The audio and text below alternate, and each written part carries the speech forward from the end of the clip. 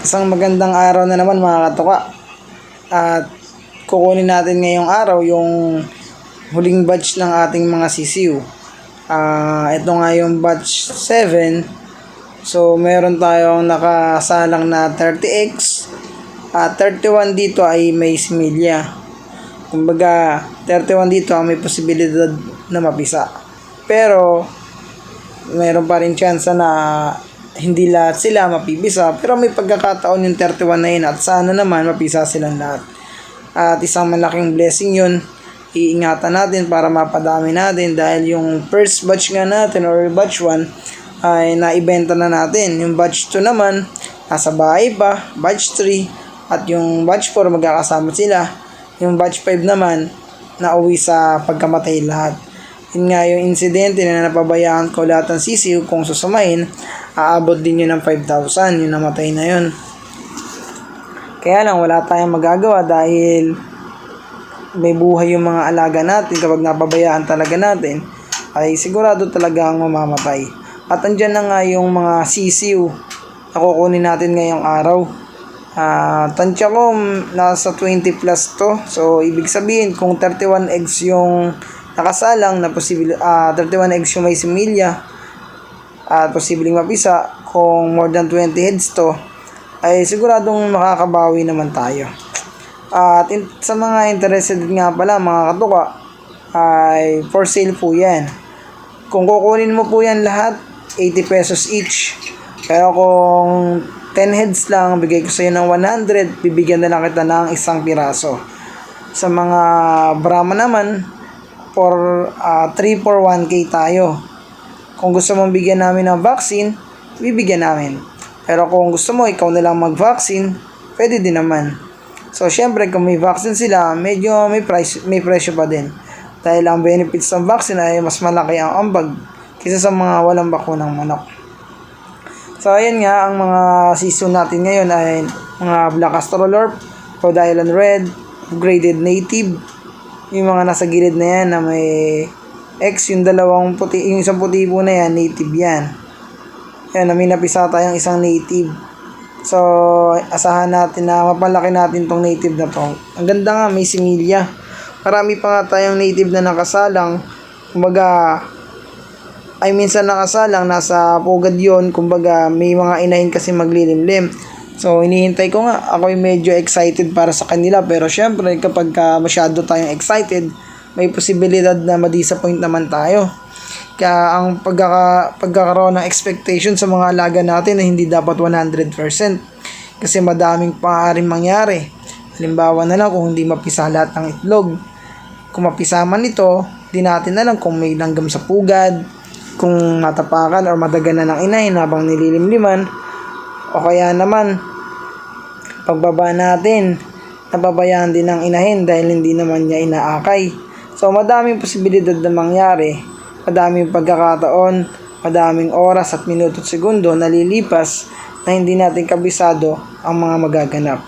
Kaya sa mga may nagpapalimlim dyan sa kanilang mga native chicken, mas magandang umasa na lang tayo may mapipisa, pero huwag tayong mag-expect na 100%. Pero kung tiwala ka naman sa inahin mo, tiwala ka sa panahon, at tiwala ka sa sarili mo, mag-expect ka. Pero kasi ako, hindi ako gano'n nag-expect kasi ang realidad, sobrang sakit. Tulad sa mga namatay sa aming mga alagang sisiw, na-expect ko talaga mapapadami at mapapalaki ko sila. Kaya lang hindi ko din talaga kasi inaasahan yung mga nangyari na napabayaan ko sila, nabilad, na naiwan ko sila habang may ginagawa kasi ako. Hindi ko sila nabalikan agad. Hindi ko din naman kasi alam na sobrang init ng mga panahon na yon.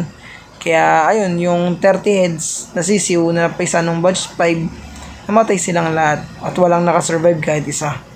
Iba talaga ang biro ng tadhana. Akala namin na mapapadami na namin agad-agad ay nabawasan pa pala. So ayan, balik tayo sa topic mga katoka. Ayan nga yung mga papisa. Diyan kami nagpapisa sa G-Bros. Kumbaga, Geron Brothers po yan kay Sir Alan. Dito sa Bunga Menor. Bunga Mayor, Bustos, Bulacan po pala mga katoka. Dito mo po sila matatagpuan. Ang landmark po nila ay sa Porinaria, Mendoza. Madali mo po silang mahanap. Meron naman po kasing landmark. Kumbaga, kilala po yung lugar na to. Hinahanap na nga po pala ni Kuya yung record ko kung ilan po yung nakasalang kong eggs, tapos kung magkano po ibabayaran ko. Dito nga po pala sa hatchery na to, dito sa Bunga Mayor, Bustos, Bulacan, 9 pesos each ang papisa ng itlog. Papisa man po to o hindi, halimbawa po, ang isang itlog ay na ipinasalang mo. Kung mapisa man po to, 9 pesos po babayaran mo. Kung hindi man po ito mapisa, 9 pesos pa din po. Kumbaga, wala pong may babalik or refund na pera once na hindi po ito mapisa. Ganun po kasi talaga sa bawat hatchery. May iba naman po, 10 pesos ang pabayad, 5 pesos kapag hindi po napisa. Pag napisa po, 10 pesos. Dito po kasi legit na po ito at subok ko na po yung hatchery na to dito sa Bunga Mayor, Bustos, Bulacan. Landmark po sa Forinaria, Mendoza. G Brothers or Geron Brothers po yan. Hanapin nyo lang po si Sir Alan. Ito po kasing hatchery na to at subok ko na po sa loob po ng 3 years na pagpapisa. Dito lang po talaga ako nagpapapisa. Dito ko lang po dinadala lahat po ng itlog. Kapag po kasi hindi napisa, hindi naman po nila sinasabi na may problema sa incubator, kasi ang pinaka nagiging problema po talaga ay yung sa aking mga breeder.